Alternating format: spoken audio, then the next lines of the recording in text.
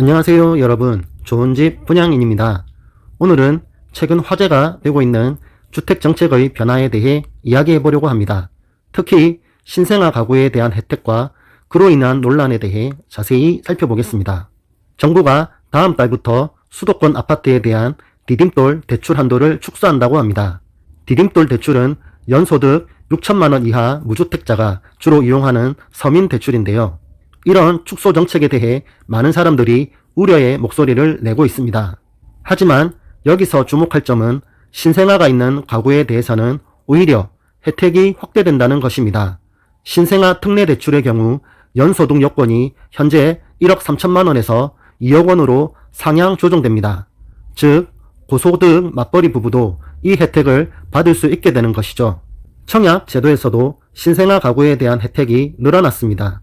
민영주택의 경우 신혼부부와 생애 최초 특별공급 당첨자 선정 시 전체 물량의 20%를 2세 이하 자녀를 둔 가구에 우선 배정합니다. 더 놀라운 것은 선정 기준의 변화입니다. 과거에는 소득이 가장 중요한 기준이었지만 이제는 신생아 유무가 가장 우선시되는 기준이 되었습니다.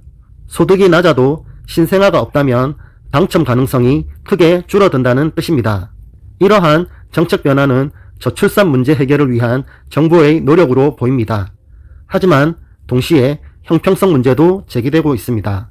예를 들어 강남의 분양가 상한제 주택의 경우 분양가격이 20억 원을 넘는 경우도 있습니다. 이런 고가 주택에 대해서도 신생아 가구라면 특별한 혜택을 받을 수 있게 되는 것이죠. 한 업계의 관계자는 금수저라도 신규 출산 가구에 대해서는 파격적으로 우대하겠다는 것이 현 제도의 골자라고 설명했습니다. 정부의 이러한 정책 변화는 저출산 문제 해결을 위한 노력으로 볼 수 있습니다. 하지만 동시에 아이가 없는 가구나 저소득 가구에 대한 차별이라는 비판도 제기되고 있습니다. 여러분은 이러한 정책 변화에 대해 어떻게 생각하시나요? 저출산 문제 해결을 위한 불가피한 선택일까요? 아니면 형평성을 해치는 과도한 혜택일까요? 댓글로 여러분의 의견을 들려주세요. 오늘 영상이 유익하였다면 구독과 좋아요, 알림 설정까지. 여러분의 구독과 좋아요는 영상 제작에 큰 힘이 됩니다. 그럼 다음 영상에서 뵙겠습니다.